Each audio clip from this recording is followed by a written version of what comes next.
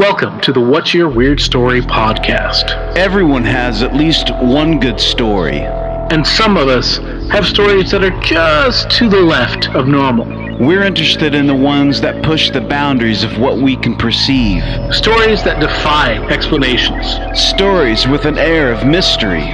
Stories we might not share for fear of being thought of differently. But don't worry, we're all friends here.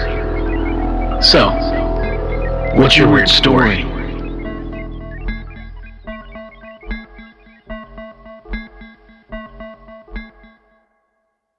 Hello, Weirdsville. How you all doing out there, collectively and individually? We'd like to send you that personalized greeting. Fill in your name here. Welcome to the What's Your Weird Story podcast. This is your weekly weird story, cool story, unusual story, storytelling podcast with me, Adam Beebe, one of your hosts, and as always, the beautiful Barry Johnston, the other host. Wow, thank you, man. Man, haven't been called beautiful in quite some time. Thank you. Well, you know, blushing. When you do so many of these shows, you just you run out of things to say. So yeah. I might as well start making up stuff. I like it. I love it. Not like we don't. Good. Not like we don't make it up about 99% of the time anyway. Well, intros, at least. Not, the stories are all true. Yeah. So. The intros and outros. I'm doing good, man. Doing real good. How are things with you? Oh, hanging in there, man. Getting kind of excited for Halloween, although this is, probably the year without Halloween, I guess, in most places. But still, I'm gearing up, for just, watching all the spooky movies and documentaries and doing Inktober. I try to do that every year. That's the practice of what is it? Inktober. Inktober. Okay. Yes, it's for artists. I guess non-artists could do this too. Anybody that likes to draw. Okay. You do a drawing a day for the entire month of October. Okay.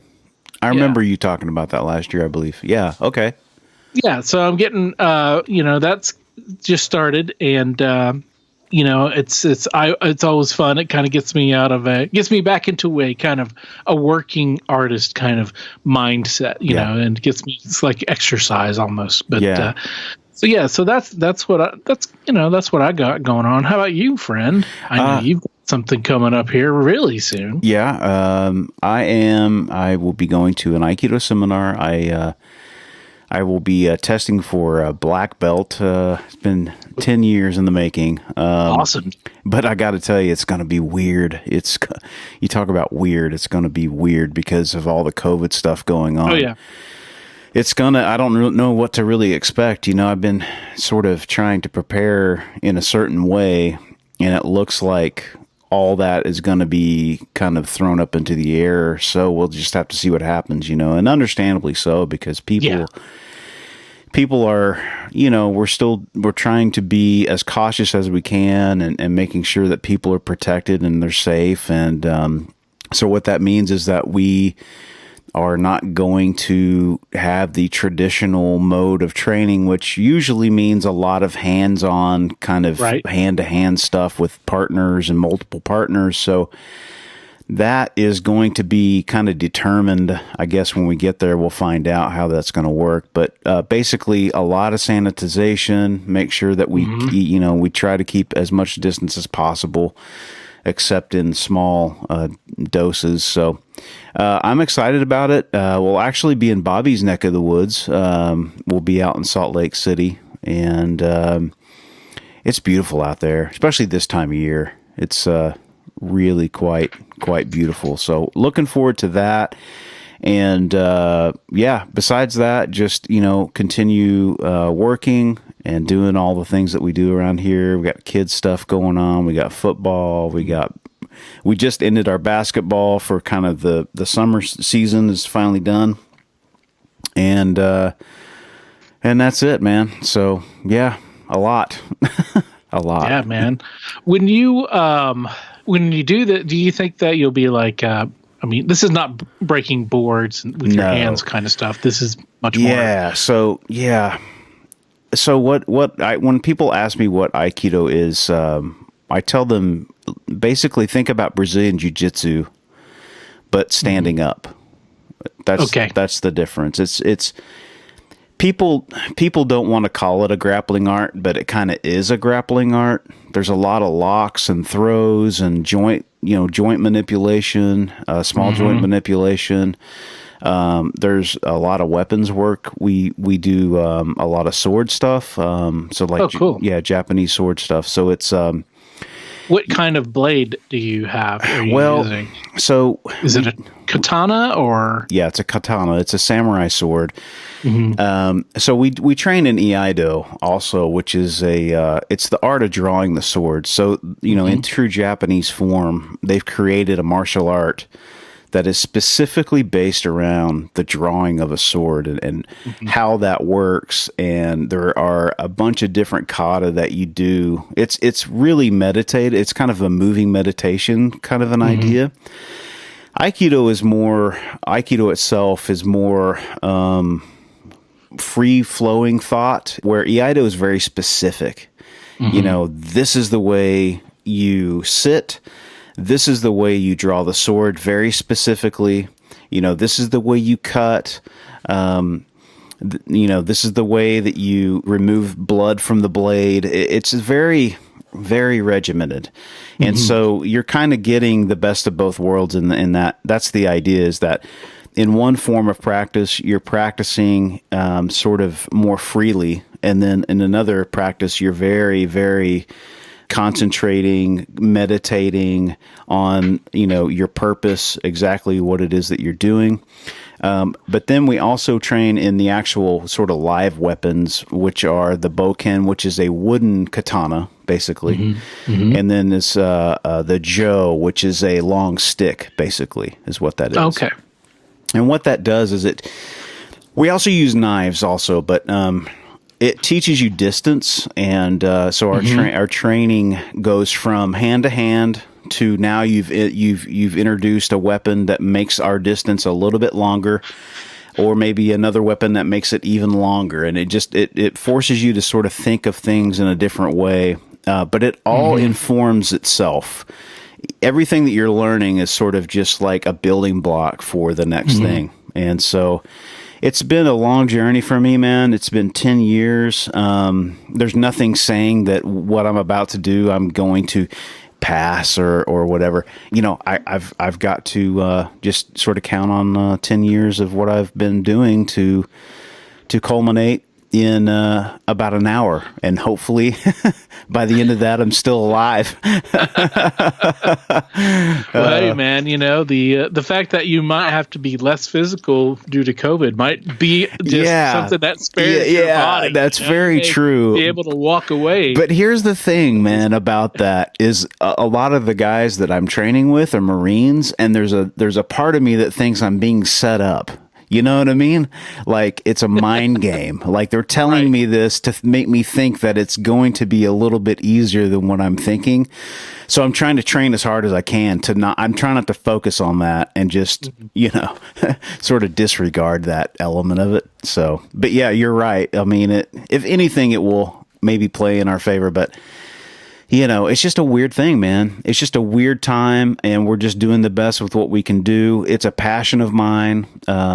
It's something that I enjoy doing, and to do it in any capacity at this point, to be honest with you, I'm happy with it. Yeah. I bet, man. Just being able to do something productive, something that feels productive, something that's outside of the house, something, where that gives you, that's your joy, Right. Just as finding that, being able to do that, especially, this year, obviously, is, that's a big thing. It's a huge thing. So it's huge, man. It's huge. But yeah, I mean, sort of, I guess getting into big stuff, we've got some big stories here, man. Yeah, we do. We've got Lonnie Part 2, and that's right. Man, we got some crazy stuff coming. Yeah, so we've left the big feat behind in last episode. which are some amazing stories. And but this time we're shifting gears and we're getting a little bit more into some of Barry's favorites subject matter. And this is Lonnie has not just witnessed a bunch of Bigfoot, Sasquatch, cryptid type things, but he's also had a lot of experiences with UFOs. Yeah, he's got a lot of them too, man. I mean, people are going to just be like overwhelmed. Yeah. But yeah, so he's I can't wait to get into it. So let's get to it. Hey Lonnie, what's your weird story?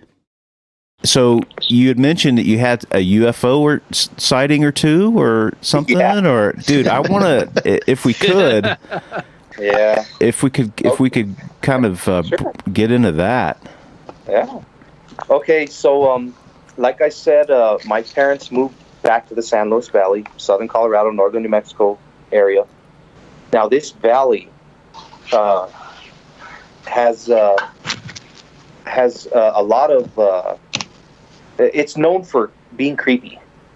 It's one of the highest alpine valleys in the world. Mm-hmm. Mm-hmm. It's completely surrounded by peaks, and I believe it's around the size of the state of Connecticut. Wow. The very first cattle mutilations ever reported were in this San Luis Valley. Okay. Wow. Where my parents live, the town is maybe 15 houses. I mean, it's very, very small. Mostly farms and ranches all over the place, and a lot of mountains, and smaller valleys as well. A lot of open space and very dark at night. There's very dark. Yeah. I don't even know where to begin. I'm not shitting you. I've lived off and on over there growing up. Mm-hmm. Maybe 15 years, and I have I've probably seen maybe 40 different crafts. Wow. And from orbs to stuff that's 60 yards in length to flying stuff that is the size of a truck. Wow. Different sizes, different colors, the whole 9 yards. When I was I don't even know where to begin. Okay, I'll start. I'll just start it off.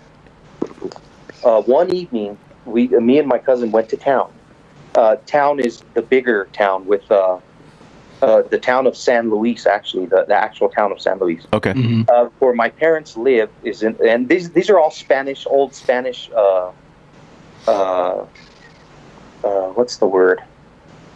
There was a Spanish land grant way back in the day, and they were getting people from New Mexico and all that to move into Colorado, so Spain could, occupy the territory and whatnot.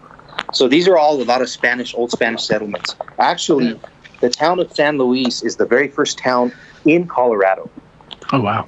So the town where my parents live is called San Francisco. Everything is named after a saint, very Catholic area, typical Spanish. Mm. So San Luis is the main little town, and then you have all these other little tiny towns 10 miles, 15 miles away. So me and my cousin were driving from San Luis back home to San Francisco, 10-mile drive. And you're just creeping up the valley, and you're getting closer and closer to the mountains again. Houses here and there, just all ranch land. As we're driving almost to the town, we're about maybe 6 miles into it. You make a really sharp turn, and there's a stretch of road for about 2 to 3 miles, and there's a house right at the turn. There's a ranch with a house, and at the other end of the stretch, there's another house. And just a small little outside light on each house. That's all you could see is just a light here. That's so-and-so's house. The light there, so-and-so's other house. So we make this turn, and at the end of this 2-3 mile stretch, there's another house there. Well, that guy had a herd of cows behind his house, about maybe a mile behind his house. And I remember the cows had been hanging out in a grove of cottonwood trees. Yep. And that particular evening, the cows were bedded inside those trees.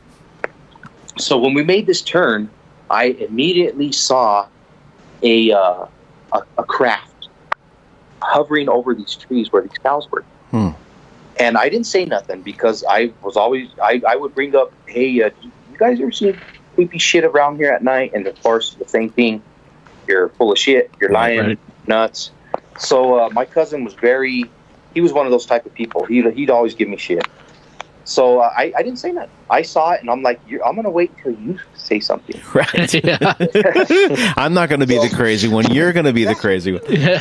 You're joining me tonight. Right. Yeah.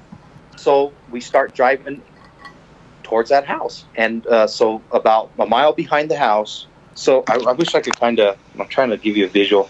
The house is here, and the trees are back here about a mile away, and the cows are in under the trees. Well, this craft was about maybe 100 feet on top of the trees over the cows. So we're driving towards it, and I'm driving slow. I'm driving about 30 miles an hour, and I'm waiting for him to say something. So we're about halfway down this 3 mile stretch, and all of a sudden my cousin goes, "What the fuck is that?" And I says, "I don't know, but we're gonna find out."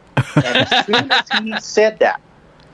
he said that, this fucking thing zooms. Can you see my hand? Yeah.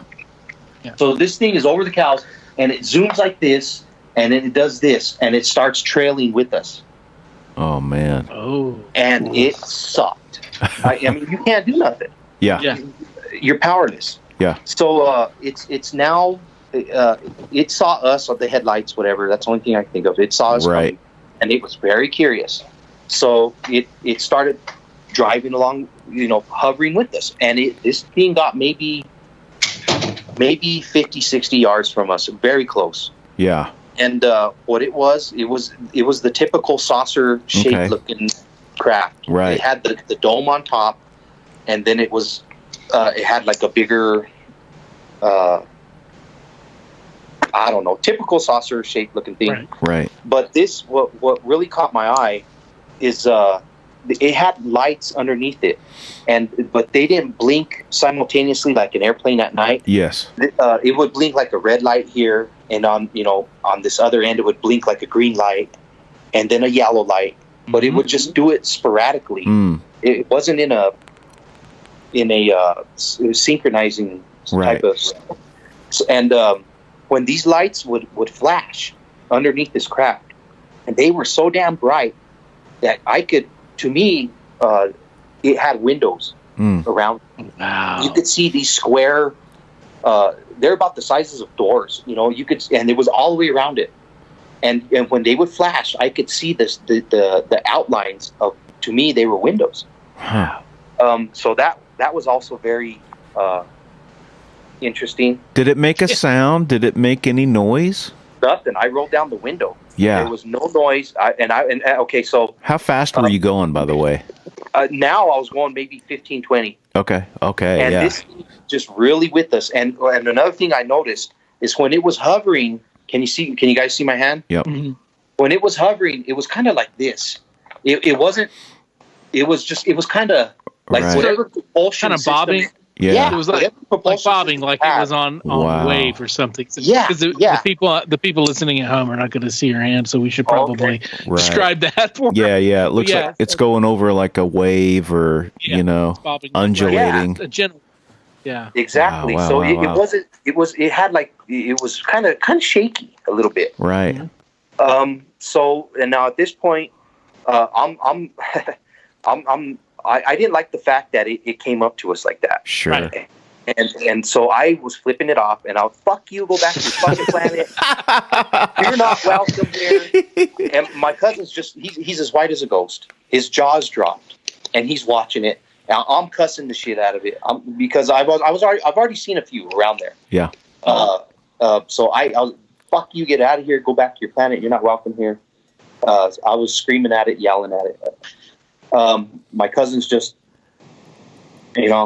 So it's going with us. It's going with us, and then we're starting to get close to this guy's house at the other end of the road, and then right at his house, the road turns another sharp turn, and you're going up towards the mountains. So I told myself, most of the time the UFOs they don't want to be seen. Right. So I told myself, we're getting close to this house. I don't think it's going to stick around too much. So so we're driving really slow, and we start getting close to this house and get ready to make the turn. It stopped about maybe 100 yards before the house. It froze, and it didn't want to pass the house and be seen, in my opinion. So we make the turn because I didn't want to stop. You hear about these abductions and all this shit. I didn't want that to happen. Right. So I kept cruising away, and I made the turn. And I told my cousin, keep watching it. And and I'm making the turn. I'm kind of doing this shit through my through the driver's window as we're going away from it. So now it's hovering, and I shit you not. I'm gonna see. Are you guys able to see my hands again? Yep. Yes. Yeah.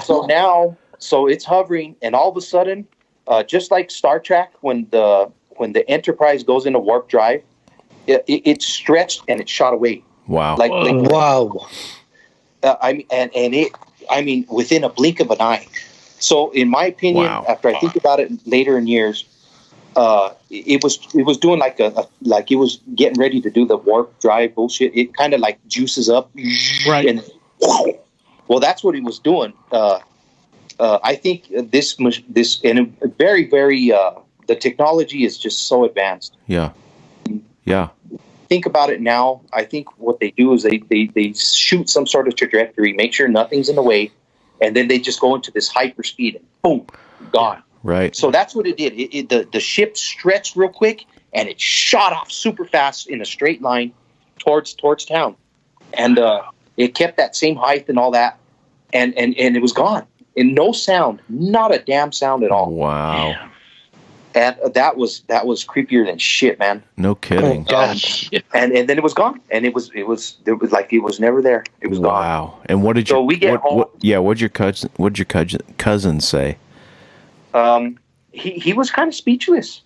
We went back to his house, and his dad was there, and we were telling his dad what we saw, and I was very shooken up. He was shaken up too, and then his dad is a real badass back home. He's one of these guys that there's certain people you don't mess with. You don't mess with his dad. Right. He's a very he's one of those guys you don't.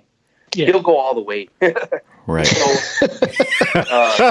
I know a couple of those guys, man. yeah. Yeah. This guy's one of those guys in town. Like, hey, that guy? Nobody messes with him in town. Yeah. Yeah. So when we were explaining this to his dad, he goes, you know what? I saw something like that. When I was a young man on some horses with a buddy of mine, and he goes, actually, Bonnie, he was by your dad's ranch. So he knew we weren't bullshitting. He had saw something too at one time. Wow. So my cousin, he calls a friend down the road because it kind of went towards the friend's house. And he's like, hey, go outside and see. We saw a UFO. Oh, you guys are bullshitting. No, we saw one. Go outside. Maybe you could see it. So we called a friend down the road. No, he didn't see nothing. I talked to a classmate of mine. She lived in another ranch house in the area, a couple of miles away. And she had told me later what I had mentioned. I told her what we had saw a couple of weeks later. And she goes, you know what? Something flew over us that night too. Wow. And we were coming from San Luis. And the way that UFO flew was going straight towards town. Wow. She says something flew right over us real quick. And I says, that's got to be that damn craft. Right. And she said it was the same time when I told her. It was the same night. And she said something hauled ass really quick about 100 yards on top of the ground and just flew right over the car and kept going. Wow. So that was my one and only super, super close. Right. I mean, extremely close. Well, no, I'm lying. Well, I had another one similar. Around that time frame, I was dating a girl from Taos, and she came to visit, and I was living at the ranch, and she'd come one weekend to the ranch, and then I'd go and spend the next weekend at her house. Taos was an hour drive. Yep. And so we would cruise the back roads, all dirt roads, sporadic ranches here and there, and it was quicker to go to Taos to take these dirt roads. So one evening, we were following each other. She had came down and spent a few days, and I was going to go back and hang out with her, and I was doing some work in Taos area anyway. So we were following each other on our vehicles. So I was in front of her, and she was behind me on a dirt road, and there's nobody for miles on this road for this particular stretch for at least 10, 12 miles. And so we're cruising down this road, and I make a sharp turn. And in the distance, about, I'm going to say maybe 3 or 4 miles, and it's all flat. This isn't another little valley. Mm-hmm. There was, as soon as I made the turn, there was a craft, and it was dark. It was about 10 p.m. And this particular craft, it was about maybe, I'm going to say maybe it was about 150 feet long and maybe about 15 feet tall. Wow. No, I'm lying. It was maybe a little smaller than that, maybe about 100 feet. Okay. It was at night. That's big. I guess it was about the size of a mobile home, like a double wide, about that big. So all of a sudden, I make this turn, and there's this damn thing a few miles away, and this thing was hovering maybe 50 to 75 feet off the ground, and it's wide open, and there it was. And this particular craft had a little beacon or something on top, and it was just glowing white. The whole thing was glowing white, and this beacon was on top, and it was flashing like this. Wow. I mean, just super fast. Wow. And I was like, oh my God. So when I made the turn and I saw this thing 4 or 5 miles away, I hit the brakes right away because she was kind of skeptical too. I was like, hey, I've seen shit. And yeah, sure you have, Lonnie. Well, I was like, nah, you're going to see this too, lady. Right.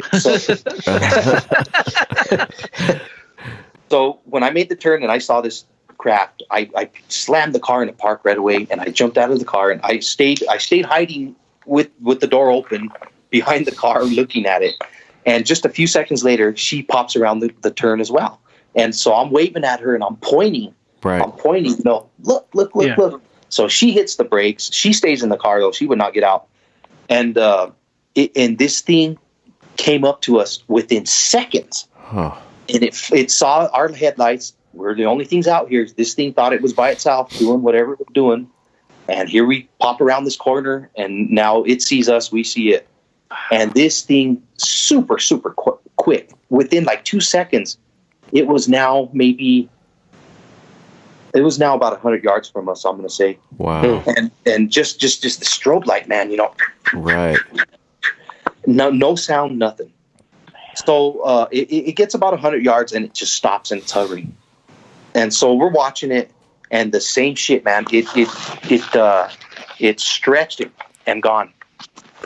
And but this is what really sticks with me. When this throughout this little valley, there's a bunch of cedar and pinyon trees dotting the landscape. Mm-hmm. They're not very big, but there's a lot of them. So when this thing, like I says, it wasn't very high off the ground, 50, 75 feet. When it shot off, when it stretched and shot, it made sure to keep that distance from whatever was under it. So when it flew across that valley super fast, are you guys able to see my hand? Yep. Mm-hmm. It did whenever a tree was or an obstacle. When it passed it by, it did this. Wow. So it made sure to keep that 50 or 75 feet. So when there was a tree and the tree was 10 feet high, it went like this over it, and it went right back to the. Wow. So it just altered its course, like wow. Like All at immediately. the same time. All at the same Like it was on a road, an invisible road that had the humps that it was going over. But wow, damn, exactly. And it shot off so fast, but it went bloop, bloop, bloop, bloop, it like floated. Wow. It was unreal, dude, and gone. Everything went back to darkness. Wow. Creepy so, too, man. Did you say was it round or was it like rectangle? What shape was it? This one did it have a discernible shape? Did it have a discernible shape? it was more of the It was more of the typical saucer type thing. Okay. Too. Okay. Wow. But I have seen that. Believe it or not, I have seen the triangle one. Okay. Yeah. Yeah, and that one's big. Now, like I said, this place is known for UFOs. The San Luis Valley. I was maybe 18, 19, and I was getting a tattoo from a guy there in San Luis, a local guy that, he was the guy to go get one. Mm-hmm. I had take this guy probably is probably on his kitchen table and not in his shop. Yeah, we're in his living room. Barry, do you know anything about that? Sounds very familiar. Very familiar. Yeah. Except the guy that I got mine from was beating his dog before I got the tattoo, so a little bit scarier situation, I'm imagining. Wow. But yeah, typical. Hey, I know a buddy of a buddy that does a good job. Right. Quote unquote does a good job. Yeah. Yeah. He doesn't charge too much. Yeah. And there's a reason usually. Yeah. So I was with one of those characters, and there was another guy with us, and we're having some beers. It was like Saturday night. He wanted to make some extra cash. I had the money. I had an ex-girlfriend on my arm that needed to go, and so I was having him cover it up, and we ran out of beer, so we all jumped in the car, and we went to the gas station / liquor store because it's a small town, Yep. and it's already 11 o'clock at night. So as we're driving to this gas station, all of a sudden, about maybe 200 feet off the ground, the infamous triangle UFO flies right by. Wow. And this thing was, I'm going to say it was about the size of two 747s. Wow. And so I told the buddy was in the back seat, and the guy that was giving me the tattoo was on the passenger. And I says, look. And I says, roll down your window. I says, I bet you that thing don't even make a sound. So he rolls down the window. He's sticking his head out, and it just flew right past. And we watched it go along a mesa. And it was hauling ass, and like I said, it was just a couple 100 feet off the ground, and it was huge, and no sound, nothing, flew right by, and we watched it. We just watched it hauling ass going along this mesa, and it was gone. Wow. But we were looking at it from the bottom, so we're looking up, and we could see, and what it had on each triangle corner, it had a red dot on each corner, on all three corners, it had a red dot, and right in the middle. It had an ember light, around ember colored light, and that was it. And then you could just see the shadow of it, because it was like darker than the sky. Right. And it just zoomed right by. Wow. And it was a triangle. Wow. So I saw that one. I've got so many, man. Okay, check this out. So hey, we want to hear them all, man. We love this stuff.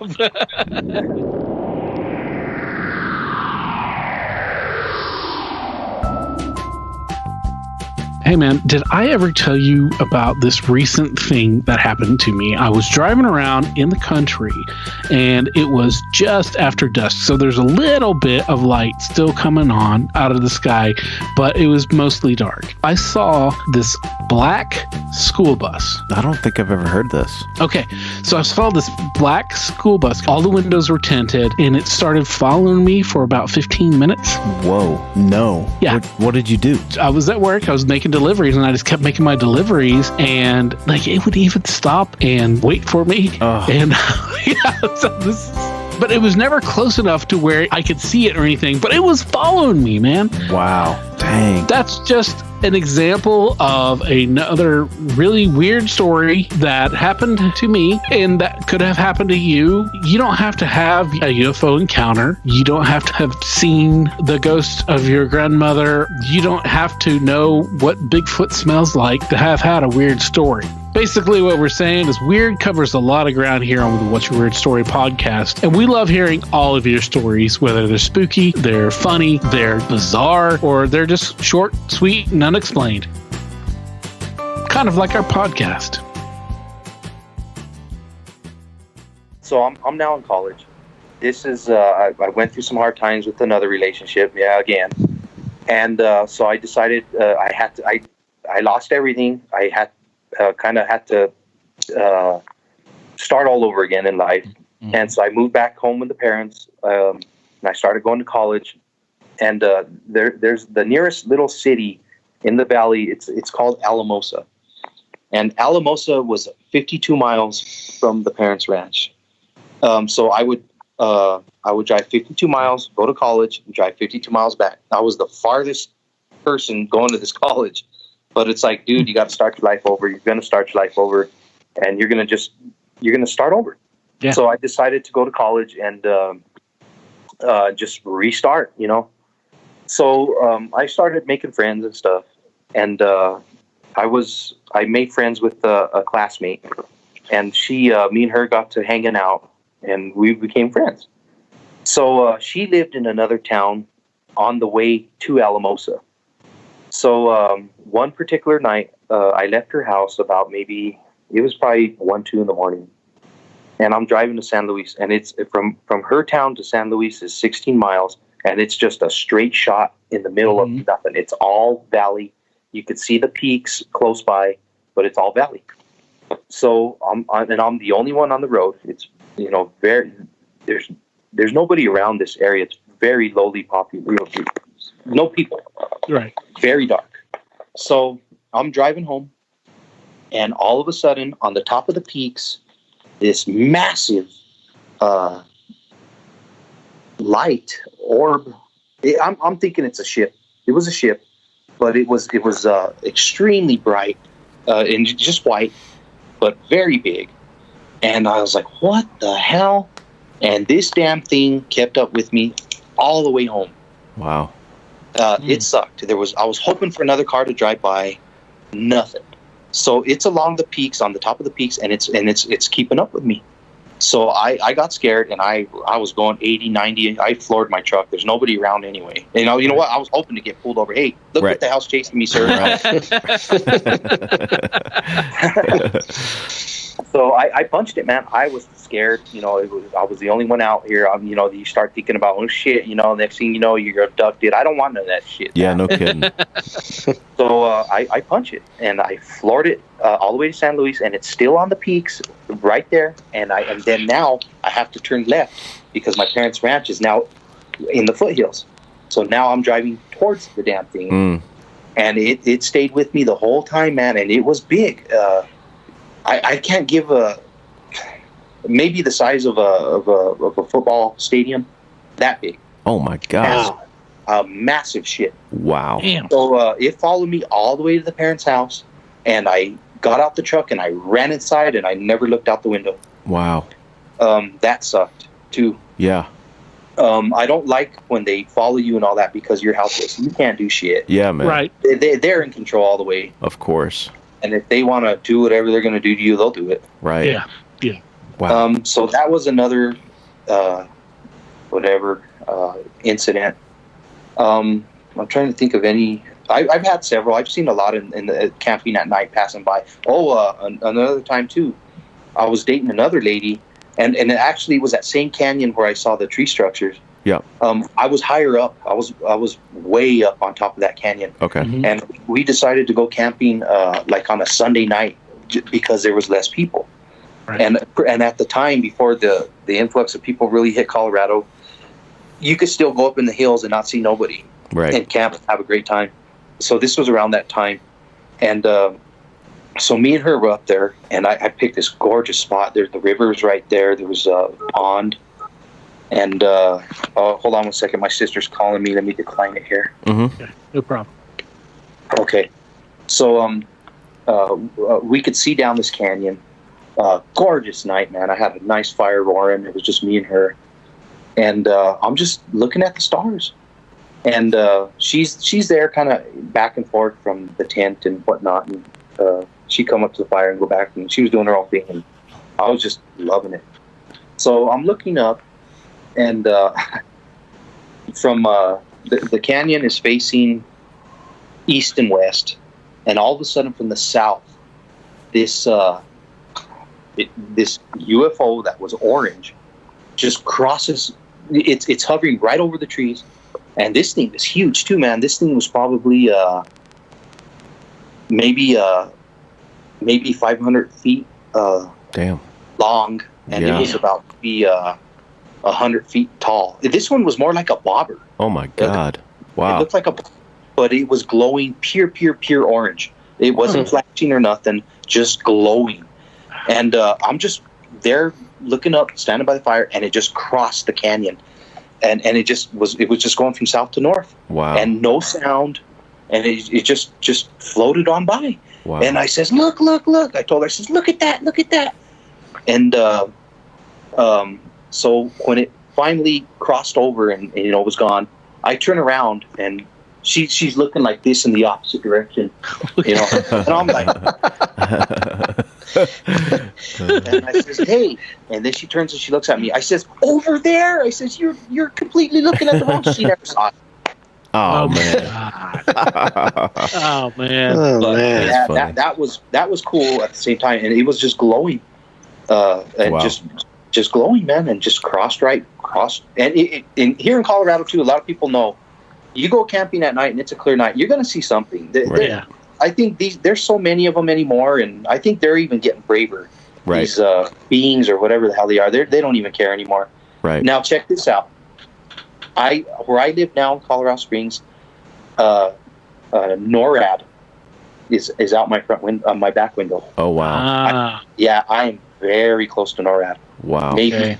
5-6 miles, that close. Wow. Interesting. Okay. Yeah. So NORAD. Are you guys familiar with NORAD? Mhm. Yeah. It's the Okay. North American Defense, something air radar, something like that. Yeah. It's big time. It's big time military stuff, Yeah, and it they keep tracks the Santa. air. Yeah. Yes. They track Santa. Yeah, they're like the big. They're like Right. exactly. Yeah, they track Santa they track and Santa. airplanes and other things that are UFOs. Yeah. So, Yeah, they watch Santa's- spaceships and all that, and Yeah.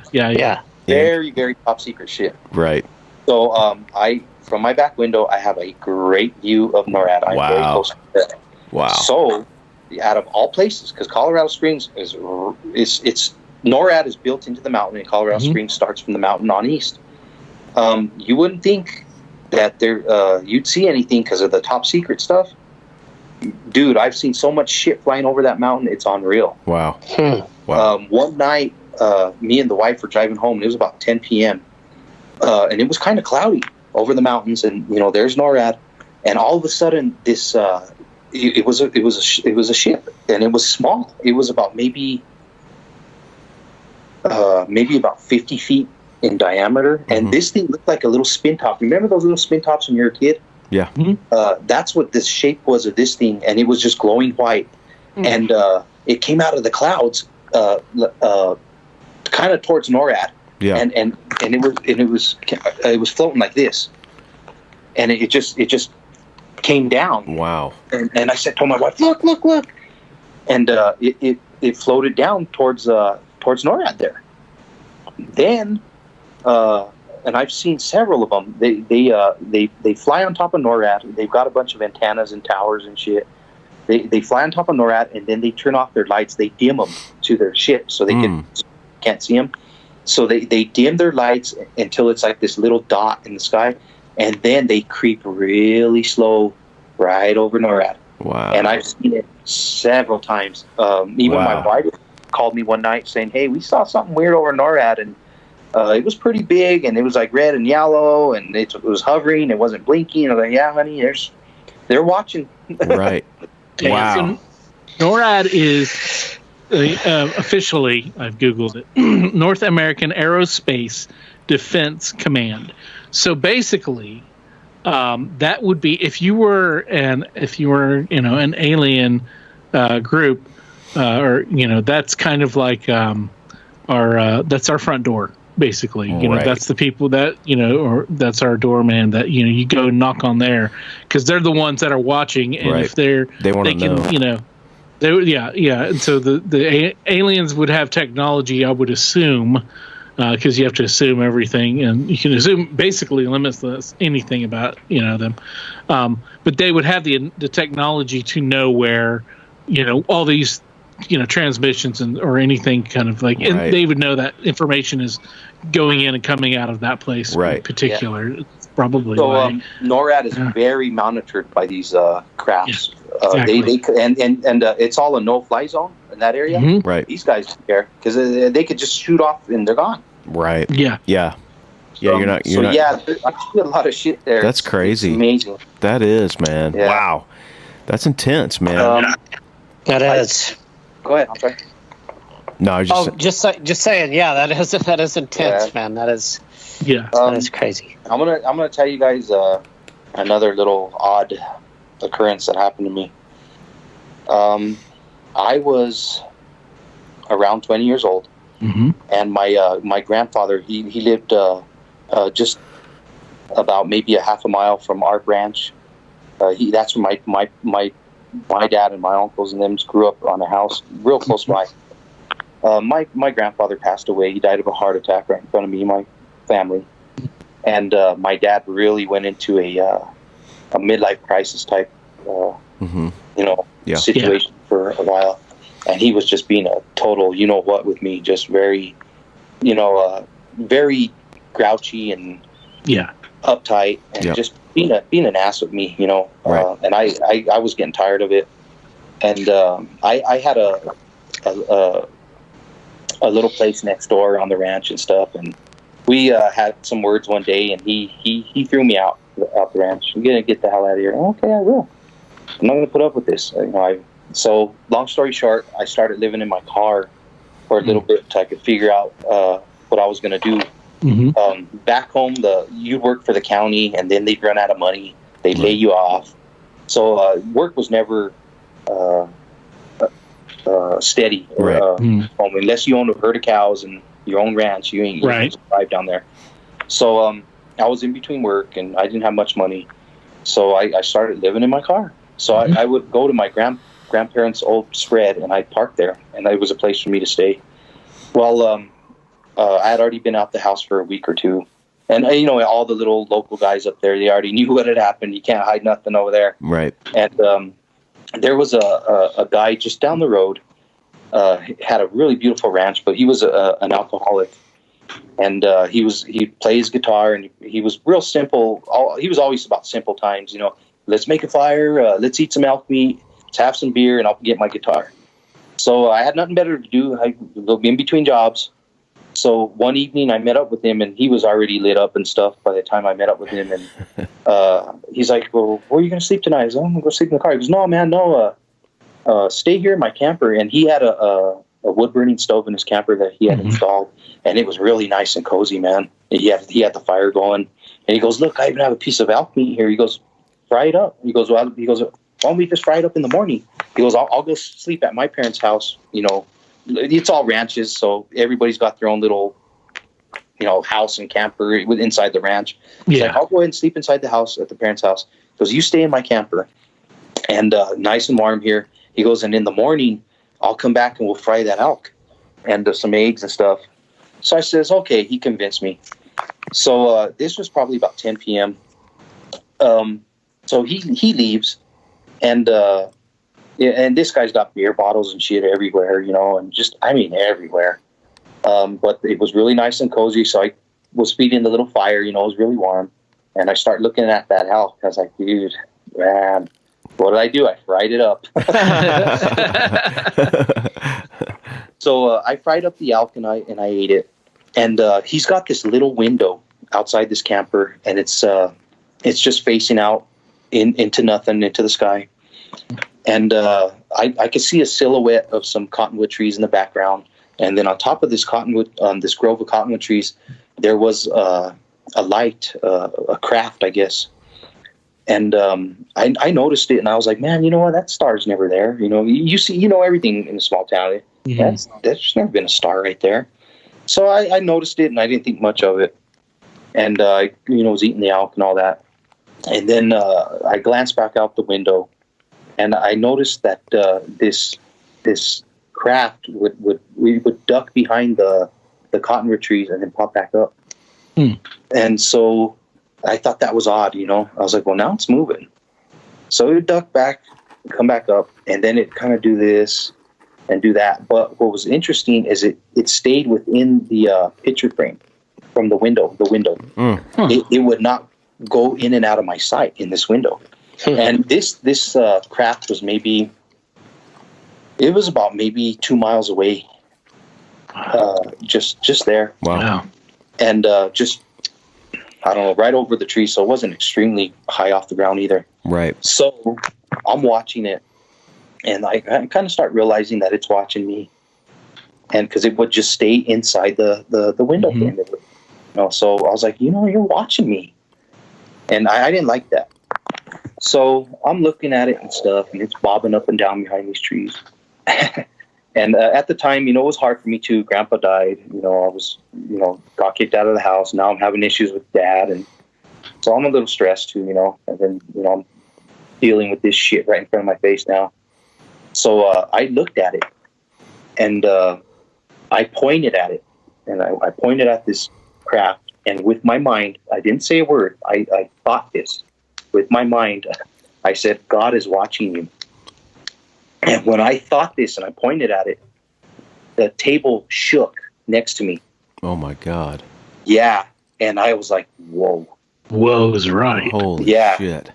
So that freaked me out.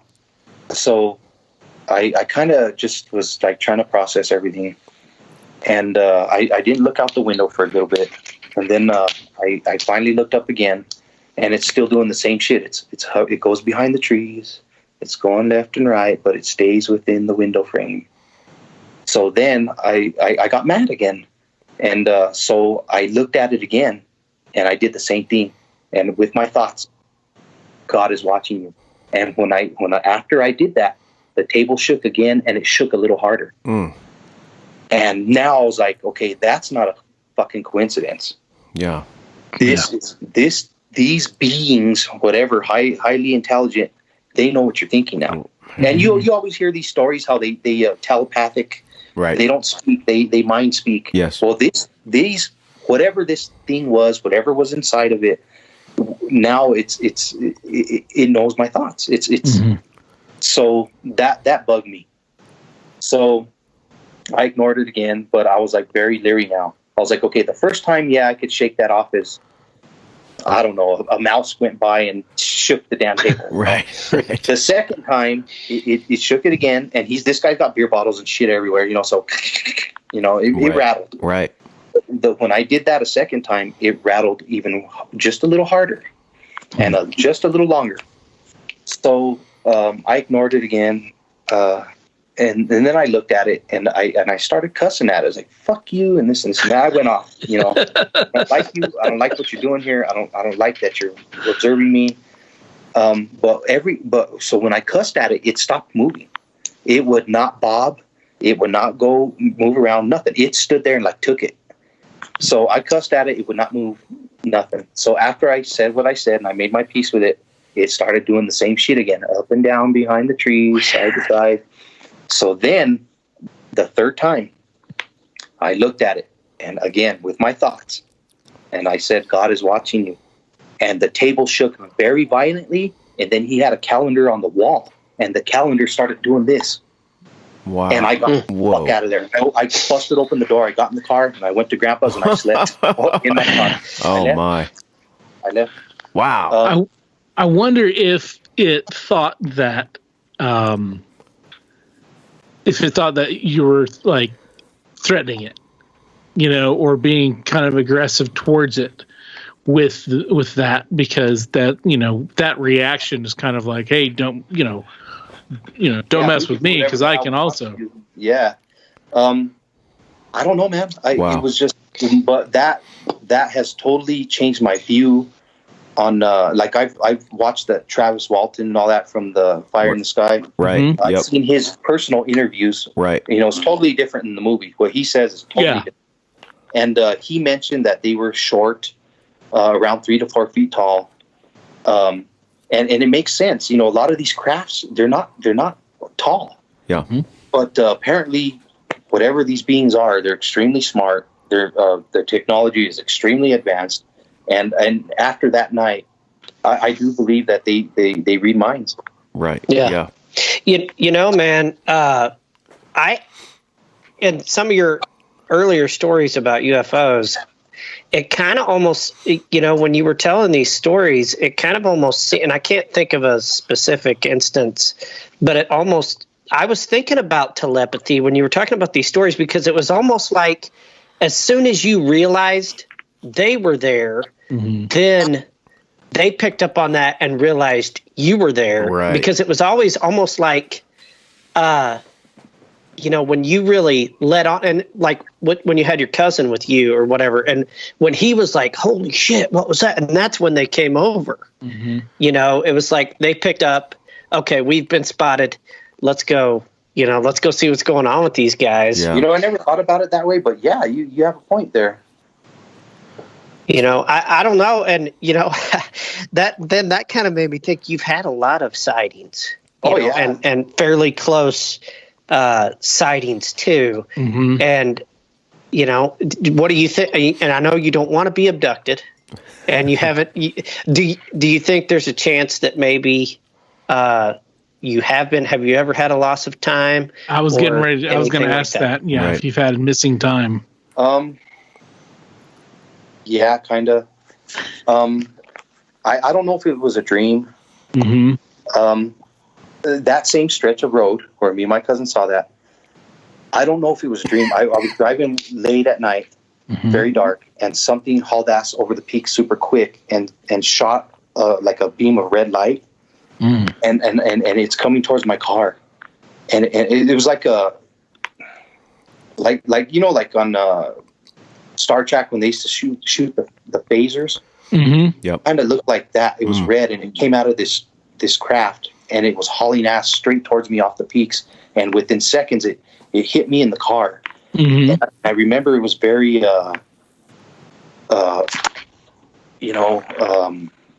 Just froze you. it hit me hard. Right. Like if, Oh, okay. if you're to run into just literally run into a cow on the road or something. Right. That this torpedo looking thing that shot out and came straight towards me in the car, just boom. And then next thing I know, I'm parked in my car, pulled off the road, and I'm kind of in a daze. And then I drive home slowly. I don't know if it was a dream, Yeah. Right. or if it happened. I tried telling my mom, and she didn't want to hear it. Right. You're fucking nuts, dude. Something's wrong with you. Right. And Wow. and I really don't. I don't even think I've told my wife that. I don't know if that was a dream or it happened. Right. But I don't know. Yeah. Wow. Wow. I never found no markings or anything on my Right. body. Sure. I'm trying to think. I've seen a lot of. There was another time too. I'm trying to remember what it was. I was thinking about it earlier. Oh yeah. So me and that same cousin, 1 year for hunting season, he had popped a deer, and of course there wasn't much to do, and this was in the summertime, and he was thawing out some deer here and there, making jerky, and he came up to me one day. He goes, "Hey, let's go by the river and start a fire." And I got this really nice disc from my dad. He goes, and I got a bunch of deer. He goes, let's go eat. So I says, okay. So it got dark and stuff. We drove by the river, and we're still pretty close to my parents' ranch. Just it's not far. And we were there by the river. He had made the deer, and we're eating. And all of a sudden, he goes, "Look at that!" And I turn around, and the mountains are right there already. I mean, right there. And there was a lavender light, and it was I don't know. It wasn't it looked more like an orb. It was an orb, and it's lavender, and it was just kind of like fluttery, and it wasn't very big, about the size of a car. And it was just there off the side of the hill, right off the side of the mountain there. And it was just, and then all of a sudden it took off behind the mountain and it popped out on the other side. And it was there, and then it goes, whew, and it went back to the other side, and it was toying with us. Wow. No sound, nothing. And I ignored it, and he ignored it. Because I told myself, sometimes I read about some gentlemen that went on a camping trip or something, like in the 70s. They went on a hiking trip, and they were on a boat fishing at night, and they met up with a UFO, and they started with their flashlights flashing at it, and they got abducted. I forgot the name of that incident. I sure wish they would have made a movie out of that. Yeah. But I told myself, I don't want to communicate, and then next thing you know, I'm abducted. Right. Yeah, I mean, a worst case scenario, you know. So we ignored it, but it I don't know what it was, man, but it was very intelligent. Yeah. And it was playing with us, and we just ignored it, stopped looking at it, and then it went away, and it flew away. Wow. Yeah. That's wild, dude. Yeah. Oh, what was it? Okay. So one night, too, I'm in my 20s. It's about 2 a.m. And when I get to the parents' ranch, I got to drive up on a hill, and then it kind of starts going down into the ranch. So when I drive over this hill, and all of a sudden there is a craft and the property ahead of us, and it looked like it was landing into the field. And I caught it as soon as I came over that hill. I could see the ranch, and then all of a sudden behind the ranch into the neighbors, there was this, this thing was small, man. It was maybe the size of a dump truck, and it was hovering down, and it was going into the field, on the next property. And I was contemplating to go drive up the county road, and I would have ran right into it, but I didn't. But it was just small. Wow. It was very bright, and it was landing or something. It was heading down towards the neighbor's field. It's so wild. All of this, the high strangeness that is around you, that's throughout your life, and a lot of people who have experiences have these things, and I wonder if there's a connection, if there's separate instances, if there's no connection between the Bigfoot and the UFOs, or if there is a connection, because there's two schools of thought. There are a lot of people who think that they're somehow connected because there's many reports that Bigfoots are seen in the same areas that a lot of UFO activity is, or it could be just purely coincidental because it's so remote, and the Bigfoot are there because that's where they've always lived, because they're animals or biological entities in that area, and the UFOs are coming around there because of like NORAD. I wonder if there's, I wonder what the correlation is. I don't know. I have some. I've always told my wife and stuff. It's like Lonnie's always got the luck. Lonnie's always got the and I'm already to. I don't know. It's I've never asked to have these encounters. I've never asked for it. Especially, it's hard knowing that there's a lot of other people that most likely will never have nearly, even one UFO sighting. It's hard to talk about it, especially with people that right away off the bat, you're full of shit. Yeah. Right. Well, to have the sheer number of experiences that you've had is rare anyway. But it sounds like you live in a very charged area, where, the fact that NORAD does exist there, is a beacon for them to congregate around. I could see why that would be. I had some friends that used to live out, not really close to Area 51, but out in that general area, hour or two away.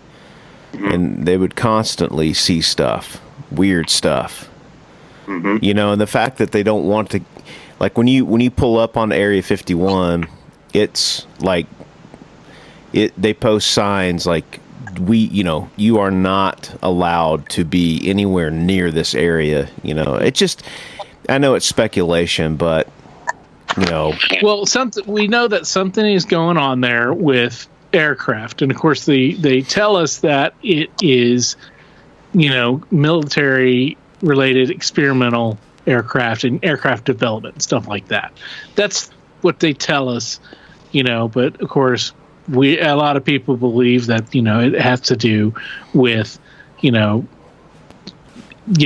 aliens, off-world technology. I think that if there's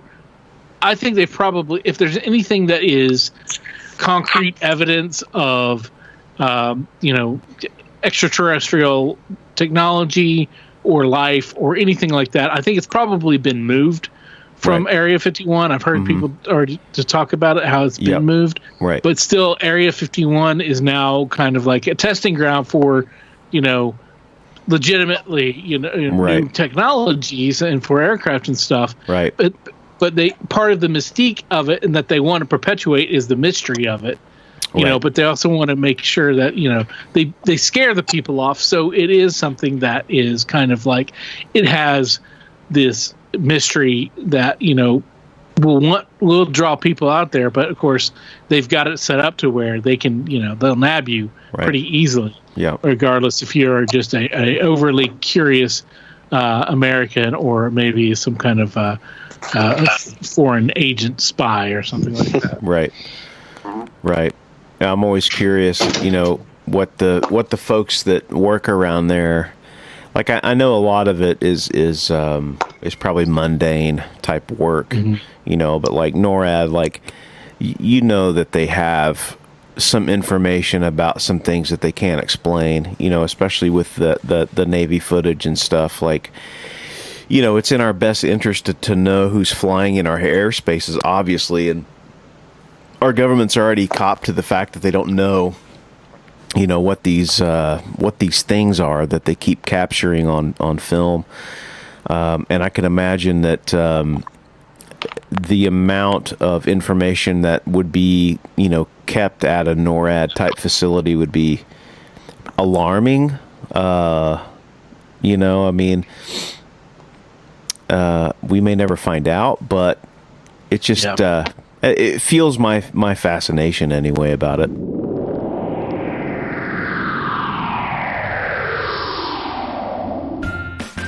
Say, Barry. Yeah. What's the weirdest job you've ever had? That's a good question. It would either have to be the time that I worked at a cattle feedlot or the time that I worked for a Greek painter. Were you his model? Not quite. Well, it's funny because one of my weirdest jobs was being a model in art school, but it was portraits, not full body nude. The reason I'm asking is because those jobs may be kind of normal, but we know people are out there that have weirder jobs than that. Maybe you're a mortician. Maybe you're a scientist trying to bring back the dinosaurs or the woolly mammoth. That'd be cool. That would be really cool. If you guys out there have weird jobs, unusual jobs, crime scene photographer, maybe you worked at an adult educational film set, if you know what I mean. Wink, wink. Just something that's unusual, out of the ordinary, and, a little bit weird. Hey, those are cool stories too. We'd love to hear those. So give us a call or an email or whatever. You know how to get a hold of us. Be part of the community of Weirdsville.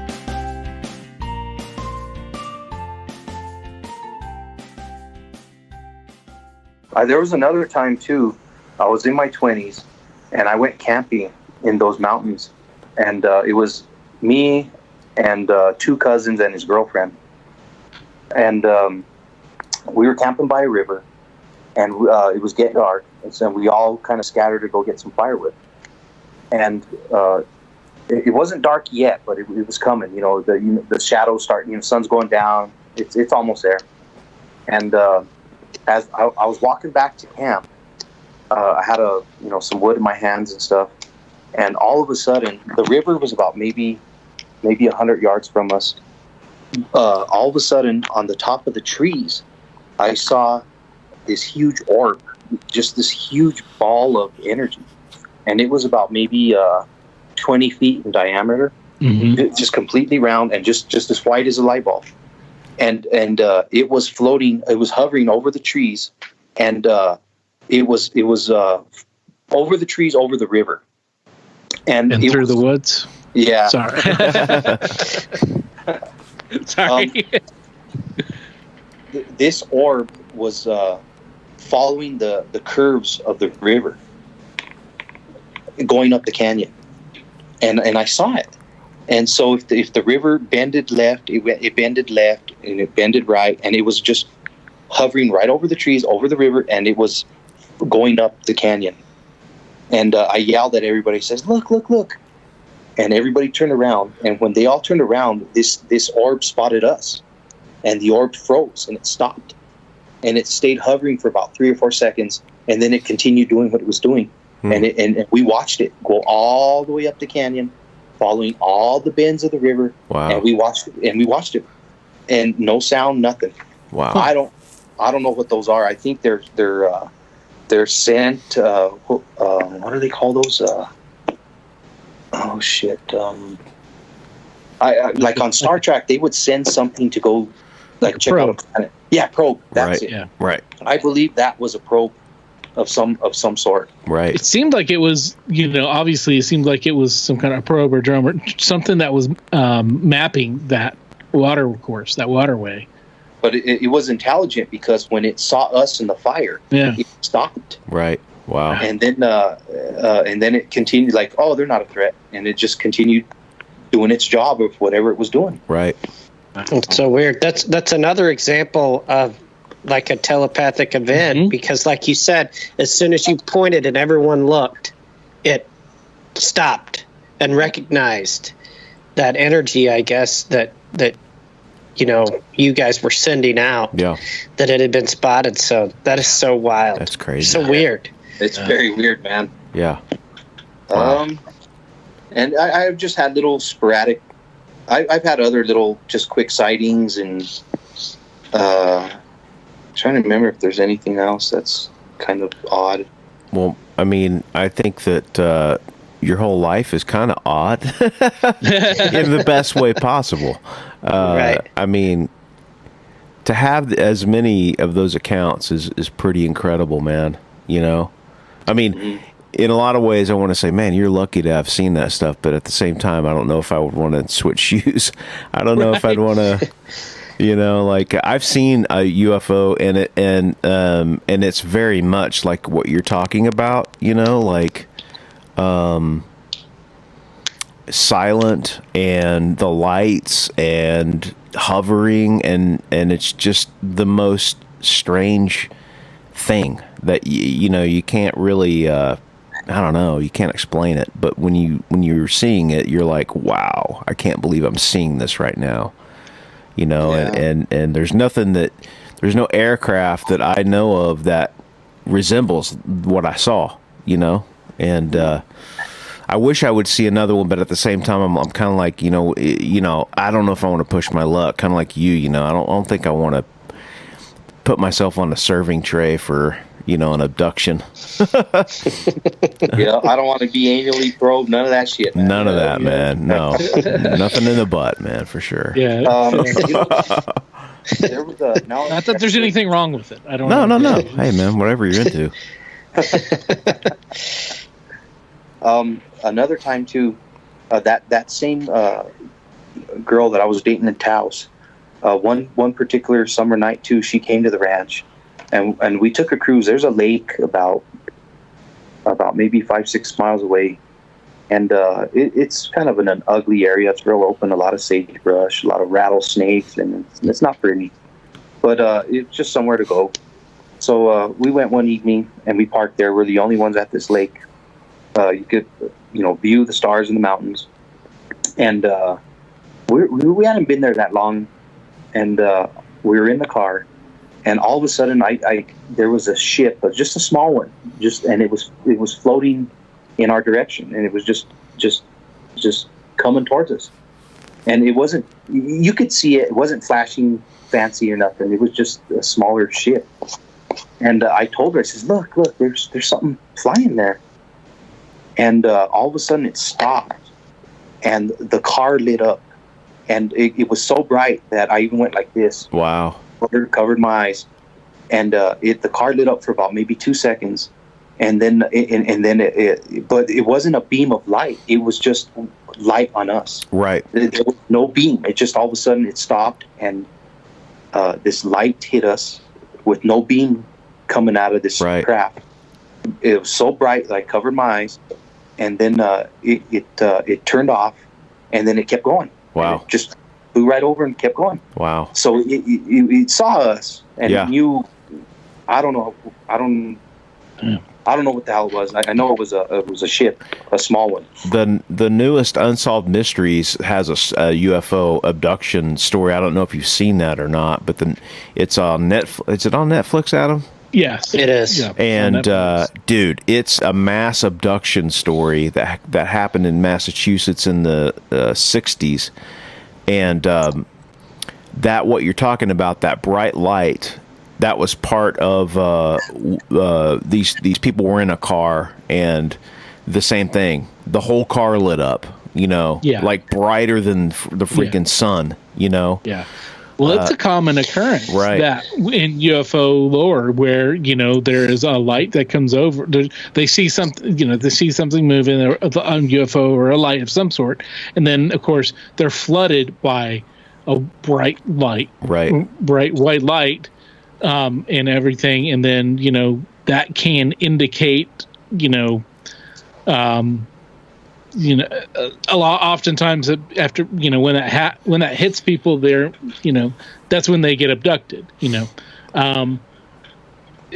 it's like somebody turned on a searchlight, and stunned an animal, right. Like when people go deer spotting or whatever, So yeah. I mean that's a big again, another possible time that you possibly could have been. Right. We're not pushing for that. But, I haven't walked bow-legged yet, so that's a good sign, right? Right. Yeah. Right. That's awesome, man. Well, dude, seriously, these stories are amazing. Amazing. Yeah. Actually, there's so many sightings in this valley. There's even an alien UFO watchtower. You could even Google it. Wow. The San Luis Valley, and people drive to this tower and just look up. That's cool. That's how often it's people are seeing them. Right. That's cool. I think I might take a vacation over there. Yeah, it's creepy, dude. Yeah. But I see the wife over here wanting to go have dinner already. Yeah, brother. Yeah. Please, well, man. Hey, thank you so much, dude. Yeah, this has been fantastic. What Jeff, you had I just wanted to get the name of your Bigfoot forum, your website or whatever. I want to go check it out one more time. It's called Encounters with Bigfoot. Okay.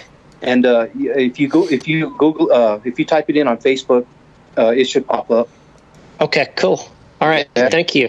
Hey, thank you guys. It was great talking with you. Absolutely. Yeah, dude, fantastic, man. Anytime you want to come back, just shoot us a message, man. We got an open door policy. Any kind of stories, anything like that, man. We love hearing it. We just love this stuff. So I've got a few ghost stories. Cool. Fantastic, dude. Cool. Yeah. Fantastic. Cool. Awesome. Well, hey, man, go enjoy your dinner there, and man, awesome.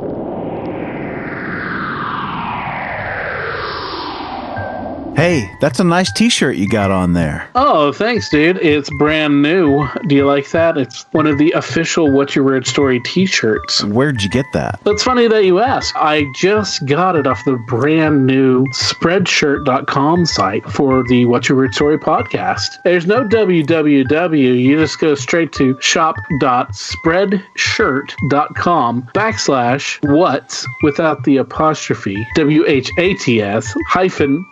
WHATS -WEIRD-STORY, and that'll take you right there. I mean, you can never own enough clothing. Well, it's true, Barry. There's t-shirts for the ladies because they're cut differently. There's hoodies, which are really cool. There's two different kinds of hoodies, and there's also tote bags, so you can tote your stuff. That's so cool, man. So if you guys go out to spreadshirt.com, What's Your Weird Story, currently there are 2 designs, but there will be more going up very soon. So just keep your eyes out for that. And if you decide to get one of our shirts, tag yourself on Instagram to ours or Facebook. Show your love. Show us what you got. Let's see your true colors. Dude, that first of all, Lonnie, once again, thank you for coming on and sharing all those stories, and thank you for our buddy Jeff. We forgot to mention Jeff right up at the top, our special correspondent and resident Bigfoot expert who sat in with us on these UFO tales. But yeah, dude, Lonnie, thank you so much for all that stuff, because it's just it's so much. Yeah. So many awesome, cool, varied experiences of, these things in the air that, their craft. He said he saw the traditional flying saucer type. He saw the big square one, like a double wide trailer, all of these different kinds of things. And, he's out there in that area where where they seem to have a lot, and this, you can see a lot of the night sky as well. So. Right. Yeah, man. It's so crazy. It's like having one of those stories would be enough for most people, but he's got so many, man. And he kept, he's like, oh yeah, I got this one too. And I got this one too, and it's like, wow, man, that is crazy. And, and he lives close to NORAD.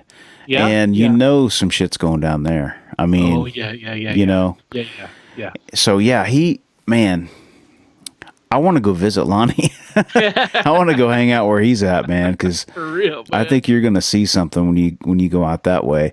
But, we've talked about it before, like these sightings and things are they're going to continue to multiply. People are going to not feel as weird to come out and talk about this kind of stuff because of everything that we've learned. And I was checking out a couple of interviews on YouTube. Lex Friedman, he's a guy who's got a podcast. He's had on David Fravor. He's the pilot of the Navy aircraft that saw the UFO, UAP, right? That's the new terminology. Yeah. And he had him on and he asked him some really interesting questions. And I don't want to give it away for people, but if you got a chance, check it out, man, because he has really interesting questions. And the answers that you hear David give are very kind of interesting because they're kind of an angle that from a pilot's, point of view. Like one of the questions that he asked him about was like, did he feel safe when he saw the UFO when he was in close proximity? And he said he never felt like he was in danger. He always felt like he was safe. And he felt like a lot of that was from his training, because, pilots go through that kind of thing where like the safest place to be obviously is within the aircraft. So, right. They're the master of that domain. But he did say that like to do the things that the object was doing, for him to do it in an airplane would have been impossible. And he also said that the video that we see on like these news sites and things have been so degraded that degraded. Either way, I think will work. Sorry. Yeah, whatever it is. I don't know. I'm not great with the English language, so. But he said that when you're looking at the actual image, it's a lot clearer. And so you're not getting all that like, like fuzzy kind of weirdness. Yeah.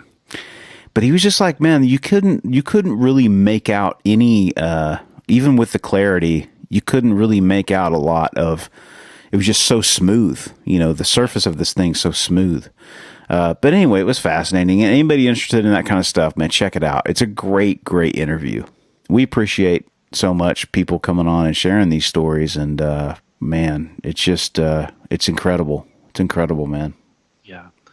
And not just these kind of stories. So obviously, we love UFO stuff. We like the Bigfoot stuff. We like the spooky ghost stuff. But, we like crazy fun stories, we like anything that's just slightly out of the normal, like when every time Sam comes on. Sam, he's not seen any ghosts. He's probably had some flashbacks where he saw something, or he saw tracers. I'm sure he's seen that kind of visual thing.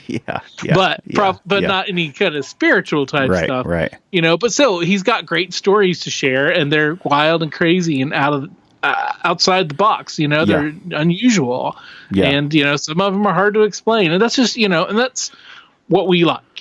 So if it's urban legends or local legends, I love local legends. I love hearing about people's, even if you didn't experience it, the ones that everybody talked about when you're in middle school and high school about the haunted bridge or the baby in the forest or whatever. Yeah. Whatever kind of stories you got, let us hear them. Be on the show. Join us. That's what keeps us going. Absolutely. Yeah, we love it. You know, it's one of those things where we're only as good as the folks that show up to talk about their stories, and we've had a lot of great ones, and we appreciate everyone being involved and wanting to come on and, you know, feel like it's a space where they can open up about this stuff. It's great. Yeah. Yeah. And, you know, it does us a service, you know, talking to people and meeting people. And we hope it does a service to everybody out there listening, you know, get you away from the harshness of this reality for a moment, I guess, you know, just a nice distraction. Exactly. Hopefully it's fun. Exactly. You know, check out our Patreon over there on What's Your Weird Story. We had Mrs. Head Cheese joined up and our buddy Meatus, and you know, we got some cool stuff, special stuff, episodes that you will only hear there, and some stickers, some cool stuff too. And we'll be building more reward things, platforms as time goes on. Check out, you know, look for holiday seasons are coming up, so go to our Spreadshirt shop with all the shirts and everything, and hoodies and all sorts of stuff there with the logo. And we'll be, you know, we'll be updating some of that stuff as well, you know, and check out all of our old episodes if you're a new listener. If you are a new listener, hello, thank you for joining us. We appreciate you tuning in, and we hope that you will be a new regular here in Weirdsville.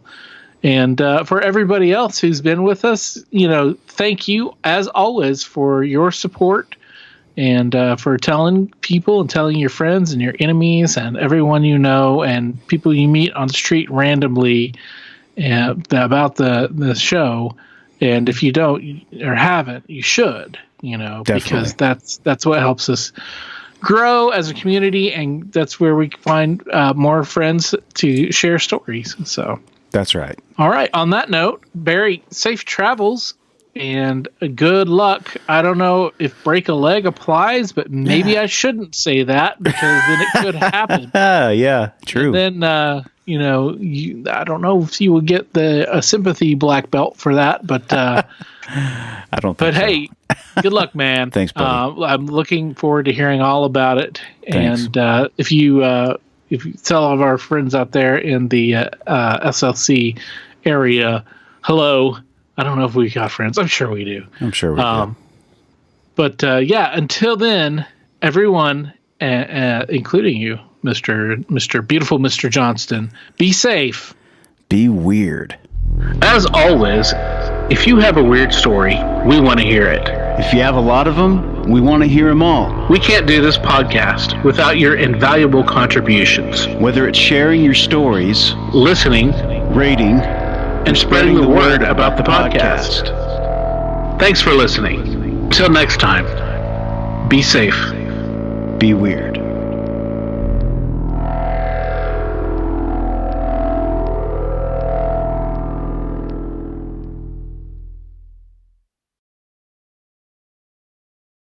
The stories presented on the What's Your Weird Story podcast are, to our knowledge, true experiences that our guests have had. We can't take the time to research all claims made, and besides, it's just not as fun.